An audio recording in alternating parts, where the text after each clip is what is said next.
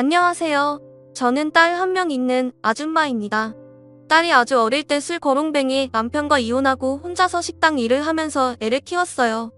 다행히 딸은 애미 마음을 잘 헤아렸는지 한 번도 말썽 피우는 것 없이 착하게 자라서 외국인과 결혼을 해서 해외에서 가이드로 일을 하고 있습니다. 한 명 있는 자식 취직 보내고 나니 참 사는 게 뭔가 싶더라고요. 어차피 애도 평생 내 옆에 있을 게 아니고 인생 더 덥다라고 생각하고 좀 울적하게 지내고 있었습니다. 그러다 아는 지인분이 등산을 자주 다니시고 있었어요. 그 지인이 제가 우울해하는 걸 아시니까 몇 번 산에 데리고 다니셨고 그 후부터 등산을 하면서 울적한 감정을 떨쳐낼 수 있었습니다. 그러다 지인을 따라서 등산 동호회도 몇 번 가게 되었다가 마음에 맞는 사람을 만나게 되었어요. 저와 살아온 삶이 비슷한 남자였습니다. 본인도 결혼하자마자 아내가 바람나서 도망갔고 딸 한 명 있었는데 어릴 때 교통사고로 하늘로 떠나 그 후로 매일 집에서 마시고 있다가 정신 차리고 중장비 기사로 하면서 살고 있다고 하더라고요. 마음이 쓰이더라고요. 어떤 기분인지 아니까. 참 사람 사는 게 뭔가 싶기도 하고 그렇게 저희는 서로의 지난 세월을 위로하며 술잔을 기울이고 등산 모임 외에도 따로 만나는 날들이 많았습니다. 그러다 자연스럽게 저희는 황혼 연애를 시작하게 되었습니다. 그이가 월세 때문에 짐을 빼서 저희 집에 들어오게 되었어요. 제가 살고 있는 집도 그렇게 좋은 곳이 아니었습니다. 평생을 뼈 빠지게 모은 돈으로 가난한 동네에 허름한 빌라가 있는 곳에 18평짜리 집이었어요. 딸 아이와 그곳에서 오랜 시간 살았기에 옆집 앞집 사람들과 전부 아는 사이였고 다들 좋으신 분들이라 품앗이 해줬듯이 저희 딸도 돌봐주시곤 했으니까요. 그렇게 이 남자가 저희 집에 들어와 살게 되고 이웃분들과도 몇 번 마주친 적이 있었어요. 이 나이에 연애한다는 게 남사스러웠지만 죄 지은 것도 아니고 한평생을 이 나이에 이렇게 살아온 것이 후회스러웠기에 그렇게 살지 않으리라 다짐해서 그냥 떳떳하게 이 남자와 같이 동거했던 것이고요. 그러다 옆집에 친하게 지내던 할머니께서 저희 집에 문을 똑똑 두들기고 오셨어요. 정말 자상하시고 없는 형편에도 뭐 하나라도 저희 집과 나눠 먹으려고 해주시고 산에서 뜯어온 두릅이며 봄새싹이며 아낌없이 나누어 주시고 쑥에서부터 감자, 옥수수까지 항상 나눠주시고 아이 학교 다닐 때 굶고 다니지 말라고 간식도 챙겨주셨거든요. 그런데 그런 옆집 할머니께서 몇 년 전부터 치매가 약간씩 오셔서 조금씩 정신 상태가 이상해지셨어요. 가끔씩 소리 지르거나 이상한 말을 하시길래 어디 아프신가 했는데 알고 보니 치매기가 있으셔서 그런 거라고 하더라고요. 자식들도 가난한 부모라고 돈 빨아먹고 없다고 옆집 할머니 다 내팽개치고 돌보려고 오지도 않다가 큰아들이 와서 귀찮으니 그냥 어디 시골 요양병원에 집어넣으려는 거 할머니께서 맨정신일 때 극구 거부하시고 자식들이랑 금전 관련해서 일체 도움받지 않을 거라고 하시다 혼자 계속 그 집에 사시는 것 같더라고요. 약을 먹으면 증상이 심해지지 않는다는 의사의 말에 따라 계속 약을 드시면서 혼자서 생활하는 거였고요.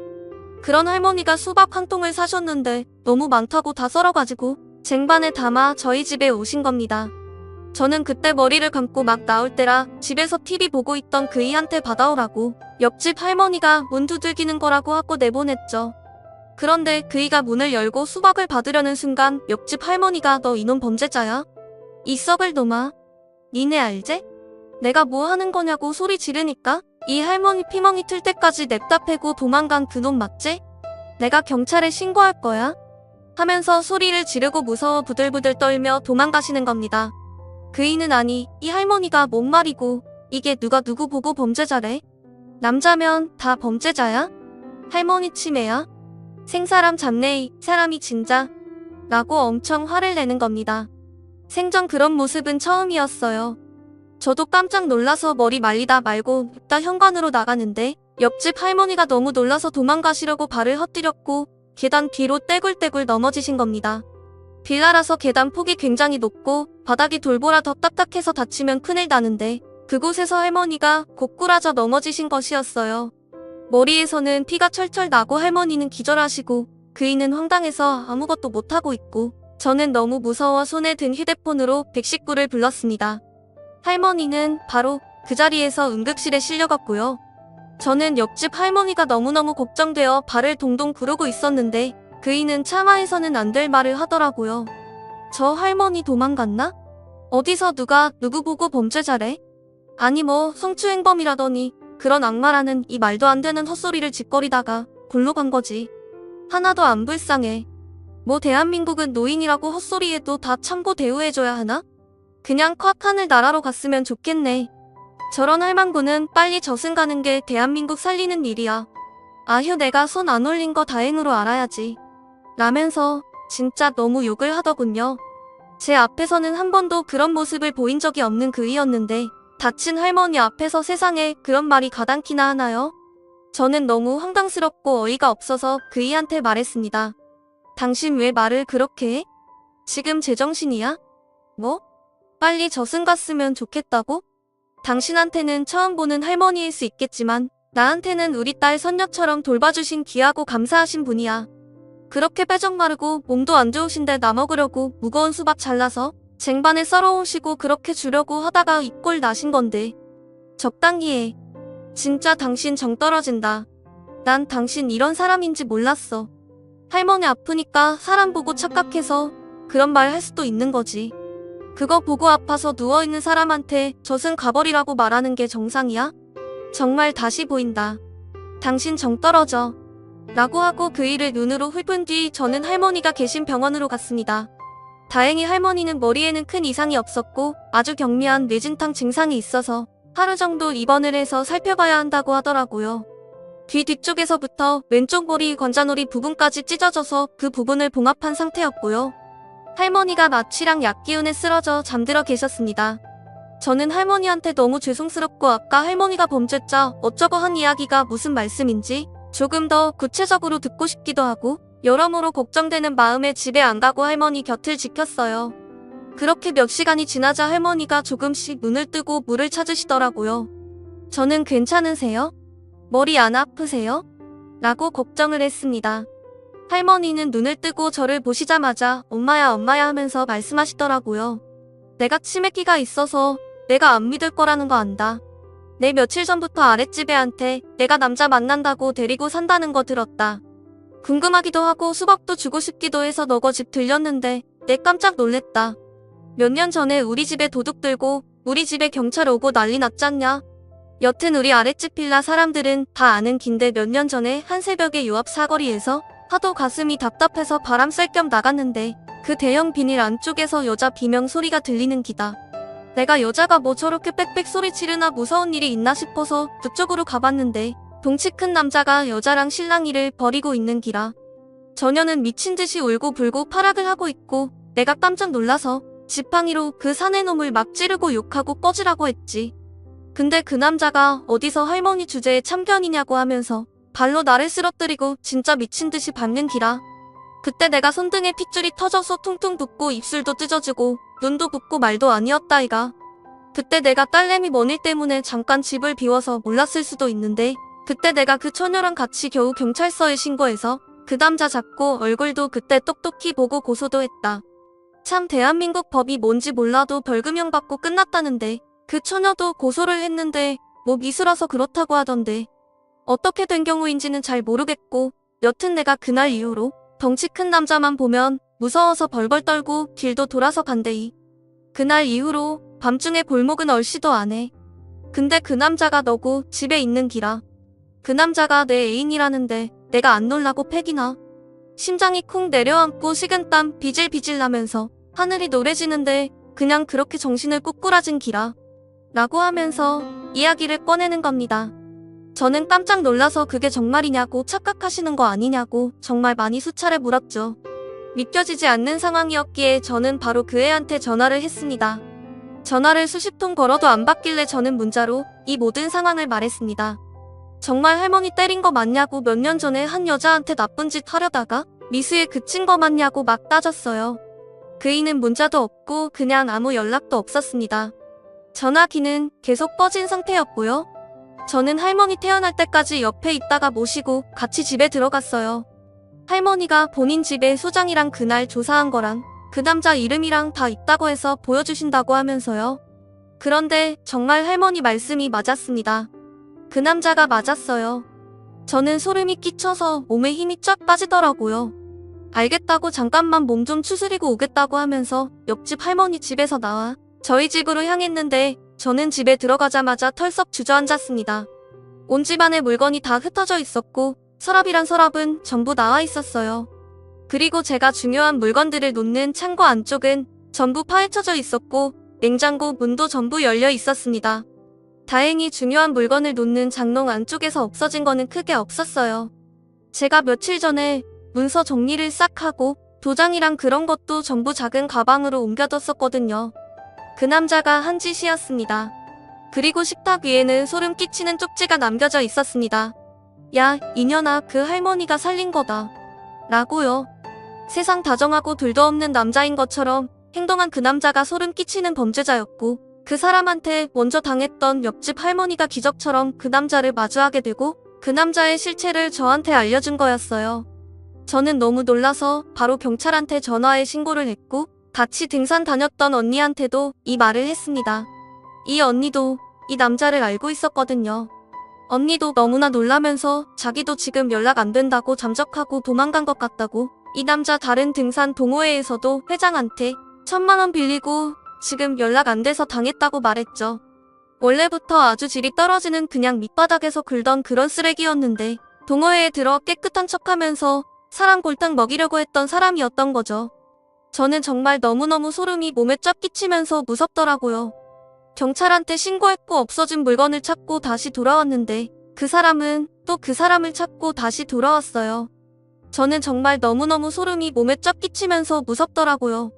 경찰한테 신고했고 없어진 물건 몇 개 때문에 아직도 수사 중이지만 지금까지 잡히지 않았습니다. 나이는 64세이고 박문영이라는 이름을 쓰고 있는 남자예요.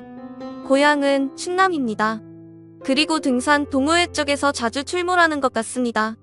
이 남자 지금 어디서 또 저 같은 순진한 사람한테 뒤통수 치고 그러는지 모르겠지만 여러분들 조심하세요. 저는 집 팔고 이사라도 가고 싶은데 워낙 낡은 집이라 집이 나가지도 않고 오랫동안 살아온 곳이기에 쉽사리 움직이기가 쉽지 않네요. 저는 정말 옆집 할머니가 없으셨다면 이 세상에 없었을 수도 있었겠구나 싶네요. 하여튼 여러분 조심하시고 세상에 이런 일도 있다는 것을 알려드리고 싶어서 이렇게 사연 보냈습니다. 읽어주셔서 정말 감사합니다. 다음 사연입니다. 늦둥이 동생을 내 딸이라고 의심하는 예비 신랑 20살 차이 늦둥이 동생이 있습니다. 부모님이 금술이 너무 좋은 나머지 태어난 아이입니다. 가정 모두 예뻐합니다. 막내 태어나고 부모님의 관심이 다 막내에게 쏠린 덕에 통금 없어져서 좋았고 엄마가 막내 임신한 이후 집안 사정이 정말 좋아져서 저희 집 복덩이로 불립니다. 부모님이 혹여나 저나 먼저 태어난 동생들이 이상한 오해를 받을까봐 절대 막내를 저희 특히 딸인 제게 안 맡기려고 하셨는데 몰래 데리고 놀아줄 만큼 막내 엄청 이쁩니다. 막내가 초등학교 고학년 사춘기가 빨리 오고 또래보다 큰 편이지만 제 눈에는 아직 아기라 예뻐합니다. 또 부모님보다 저를 더 닮아서 더 예뻐합니다. 결혼할 남자친구한테는 팔불출 소리 들을까봐 막내 얘기 일부러 잘 안 꺼냈습니다. 남자친구가 밥을 사주겠다고 해서 데리고 나간 적 딱 3번 있던 거 제외하고는 막내와 남자친구는 본 적이 없습니다. 상견례 때도 상대 집안과 쪽수 맞추느라 첫째 동생만 나갔고 둘째 동생과 막내는 집에 있었습니다. 근데 지난 달서부터 부쩍 막내 얘기를 물어보르길래 묻는 족족 막내에 대한 거 잘 대답을 해줬는데 점점 질문이 이상해지는 게 셌습니다. 생일, 혈액형, 왜 막내가 부모님보다 나를 더 닮았나, 막내랑 얼마나 사이가 좋나, 결혼하면 데리고 살 거냐 등등. 그때만 해도 내가 너무 이뻐한 티가 났나 싶어 질투 때문인 줄 알고 당연히 남편 될 내가 우선이라고 다독이고 넘어갔는데 그게 아니라 저를 막내의 친엄마라 의심을 한 거였네요. 막내 생일이 하필 제가 대학교 아파서 휴학했을 때와 겹치는데 그저께부터 그거 가지고 아예 달달 볶습니다. 대학교 1학년 때 사귄 남자친구가 AB형인데 막내도 AB형이라 막내랑 느낌이 비슷하다는 말까지 서슴없이 합니다. 이것도 누가 저한테 남자친구 집에서 제 뒷조사하는 거 귀뜸해줘서 알고 따지니까 처음에만 미안하다 빌다가 지금은 당당하게 나오는 겁니다. 산부인과 진단서 뗄까? 유전자 검사하자고. 오히려 제가 날뛰니까 왜 더 의심되게 날뛰냐 하고 억울해 미치겠습니다. 아예 확신을 합니다. 저희 부모님한테 말씀을 드리니까 헤어지라고 하는데 찔렸어 그러는 줄 알고 더 콧대 높이네요. 저보고 과거 있는 여자 막내 보고 AB 없는 애 거침없이 내뱉습니다. 혹시 몰라 남자친구와 합의하에 녹음을 했는데 이거 고소될지 알아보고 있습니다. 제가 막내 이뻐만 했지 소소한 용돈 제외하고 돈으로 책임진 적 일절 없고 앞으로도 그럴 예정입니다. 부모님도 노후 대비가 다 철저하시고 막내 장래까지 문제없습니다. 제가 볼 때는 남자친구가 헤어지려고 작정하고 쇼한 것 같습니다. 여자 생겨서 저런 아쉽고 저도 똑같이 남자친구 뒷조사하고 싶은 심정입니다. 당연히 헤어질 거고 더러워서 보기 싫지만 이왕 헤어지는 거 한판 얻고 헤어지고 싶은데 어떻게 조질까요? 추가입니다. 우선 남친으로서 당연한 의심이다라는 말. 네, 사실 누가 봐도 막내와 제가 자매로 보이진 않습니다. 저뿐만 아니라 첫째 동생도 막내 데리고 나가면 딸이냐는 오해를 많이 받습니다. 의심할 수 있다까지는 저의 가족도 압니다. 그치만 제가 남자친구 용서 안 되는 이유, 일단 저희 집 가정사를 알면 결코 의심할 수가 없기 때문입니다. 아직 떠올리기 너무 아픈 기억인데 사실 둘째 동생과 막내 사이에 동생 하나가 더 있었습니다. 막내 태어나기 전까지 그 아이가 저희 집 막내였습니다. 예고도 없이 그 아이가 하늘로 먼저 떠났고 저희 가족 전부 다 제정신 아닌 상태로 지냈습니다.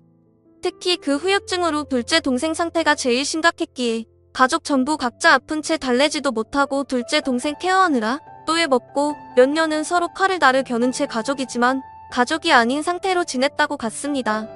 그 와중에 엄마가 막내 임신하고 나서 가족들이 다시 뭉쳤고 막내 태어나자마자 살얼음판 걸었던 가족들이 다시 따뜻하게 변했습니다. 막내를 예뻐하는 이유는 단지 누뚱이라서가 아니라 막내의 탄생이 가족을 다시 뭉쳐준 계기였기에 더더욱 예뻐하는 정도가 컸던 것이었습니다. 남자친구는 대학 동기이고 입학 때부터 친했던 사이입니다. 그렇기에 저희 집 가정사가 알고 있습니다. 막내 태어난 시점이 싸이월드 유행하던 때인데 미니 홈피에 엄마 임신해서 배부른 사진부터 막내 태어나자마자 병실에서 찍은 사진 같은 거 다 봤습니다. 싸이 다이어리 같은데도 동생 곧 태어난다는 글 신나게 여러 번 적기도 했습니다. 제 숨겨진 딸이라면 그렇게 들떠 있지 않았겠죠. 남자친구도 그거 기억하고 있습니다. 근데 하는 말이 사진은 조작 가능하지 않냐는 걸 압니다. 왜 이렇게 확신하냐니까 제 태도가 이상하답니다. 막내 태어나기 전부터 그 이후까지 여기저기 자랑하고 다닌 애가 자기랑 연애하자마자 막내 얘기 안 해버리는 게 수당하답니다. 막내에게 안 한 이유가 막내 커가면서 일을 부담스러워했고 또 주변에서도 팔불출이냐 동생 과부하냐 너 그러다 내 남친도 너 싫어할 거다. 이런 식으로 자꾸 한 소리해서 그거 듣기 싫어서 안 했는데 이걸 이렇게 욕내어 자기도 처음에 철석같이 접이뒀는데 막내 데리고 밥 먹은 날 옆모습이 저랑 너무 똑같았다고 소름이 끼쳤답니다. 자매는 닮을 수 있지 않냐니까 자매치고는 막내를 대하는 제 행동이 너무 엄마 같았답니다. 충분히 혼자 먹을 수 있는 아이 일일이 음식도 다 주고 닦아주고 잘 먹었냐 이렇게 물어보고 언니가 할 짓이냐는데 진짜 어이가 없었습니다. 저 때 막내가 왼팔을 다쳐서 혼자 먹을 수 없는 상태였거든요. 막내는 왼손잡이입니다. 애 아프다니까 못 나간다는 거 남자친구가 졸라서 데리고 나온 건데 저딴 말이나 들었습니다. 그리고 이 미친 인간 어제 제 전 남자친구한테도 막내 이야기로 연락을 했습니다. 전 남자친구가 대학 선배라 남자친구와도 안면이 있는 사이입니다. 막내 태어난 시점이 전 남자친구 사귀던 때고 당시 전 남자친구한테 막내 얘기를 매일 자랑해서 전 남자친구도 막내가 제 동생인 거 매우 잘 알고 있습니다. 뜬금없이 막내가 그쪽 딸인 거 아냐고 남자친구가 난리를 피우니까 전 남자친구도 어이없어하고 심지어 이 사람은 결혼해서 애도 있습니다.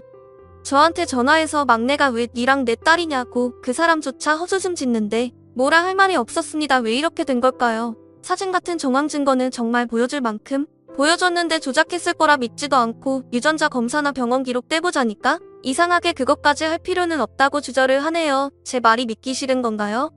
이미 너무 확고해서 일단 월요일에 유전자 검사하기로 하고 막내 태어난 병원에서 기록도 떼보려고요. 제가 해오면 안 믿을 테니 남자친구한테 제 머리카락, 엄마 머리카락, 막내 머리카락 보는 데서 다 뽑고 다 주려고 합니다. 저보다도 부모님이 복장 터져 하십니다. 엄마가 왜 저런 정신 나간 놈 상대하냐는 거 제가 내 누명은 풀고 끝내겠다니까 결국 수긍을 하셨습니다.